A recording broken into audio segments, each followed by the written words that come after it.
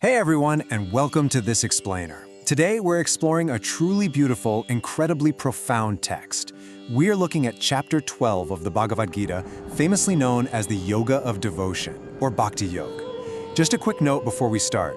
You'll hear me pronounce Bhakti with a soft B sound, and follow the journey of Arjuna. Our main goal today is to help you understand Vedanta not just as some abstract philosophy, but as practical, everyday inner guidance for your modern life. Okay, let's dive into this highly structured roadmap for understanding this practical inner guidance. First, we'll introduce chapter 12, then explore Arjuna's timeless question, unpack Krishna's core teaching, translate all of that into practical meaning for today, and finally wrap up with our key takeaways. Starting right off with Section 1, Introduction to Chapter 12. This is our look into Bhakti Yoga, which is widely considered the path of the heart and, for many, the most direct spiritual path available. In the vast landscape of yoga, Bhakti holds a very special place. The word itself comes from the Sanskrit root bhaj, which means to share, to adore, or to love. It's all about representing a mutual, loving involvement with the divine.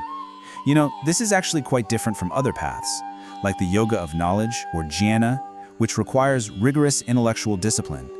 Bhakti is a path that invites softness rather than perfection. It's about a gentle surrender rather than exhausted striving. Moving on to Section 2, Arjuna's timeless question. To really grasp the gravity of this chapter, we have to understand the deep state of confusion Arjuna is experiencing right in the middle of a battlefield.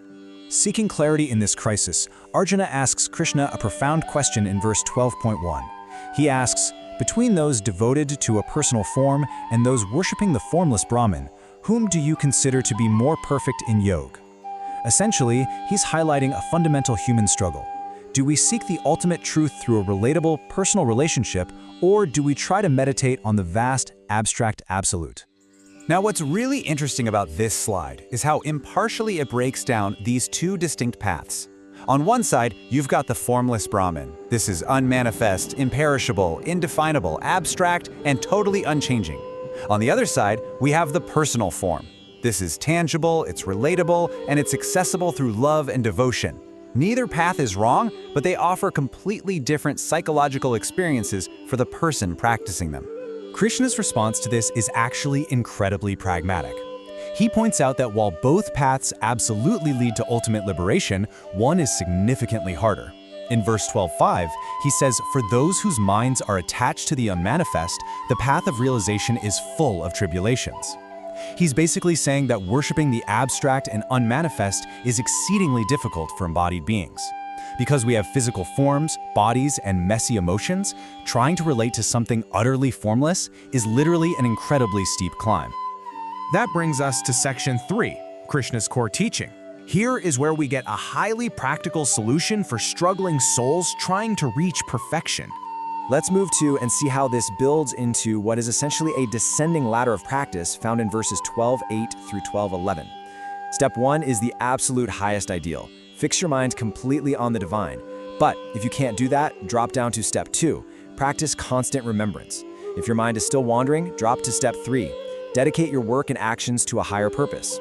And if even that feels too difficult, Step 4 is the ultimate safety net. Simply renounce the fruits of your actions.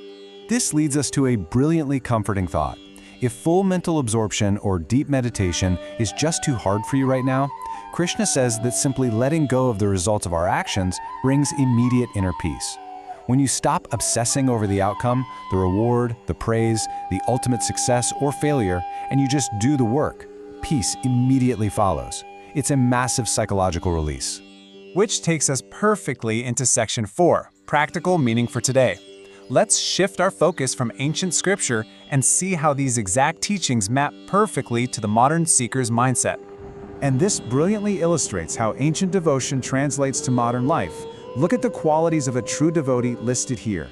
Being equipoised in happiness and distress, free from malice, indifferent to worldly gains, untroubled, alike to friend and foe. This is practically a masterclass in modern leadership, emotional intelligence, and resilience in high-stress environments. True devotion creates an incredibly steady, unagitated mind. This internal steadiness naturally expresses itself outwardly through something called seva, which is selfless service. Modern bhakti isn't just about sitting in a temple singing kirtana. It is deeply rooted in our everyday selfless actions. When you volunteer, or care for an ailing neighbor, or act with compassion at your workplace without expecting a transactional reward, you are actively practicing Bhakti Yoga. To really drive this point home, I absolutely love this quote from the source material by Pashan. It notes that Bhakti Yogis are delivering pizza in academia and in politics. Think about that.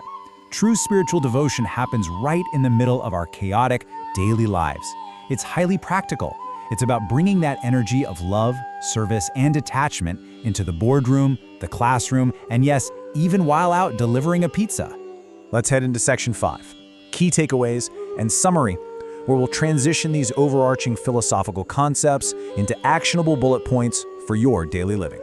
So, the crucial point is that we can distill this entire chapter into 3 practical psychological toolkits. First, the ancient concept of bhakti translates today into deep emotional intelligence and a profound sense of belonging.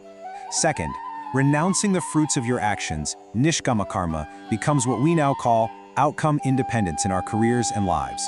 And third, equanimity gives us the unagitated nature required for true leadership and stress resilience. Ultimately, the practice of bhakti softens the ego.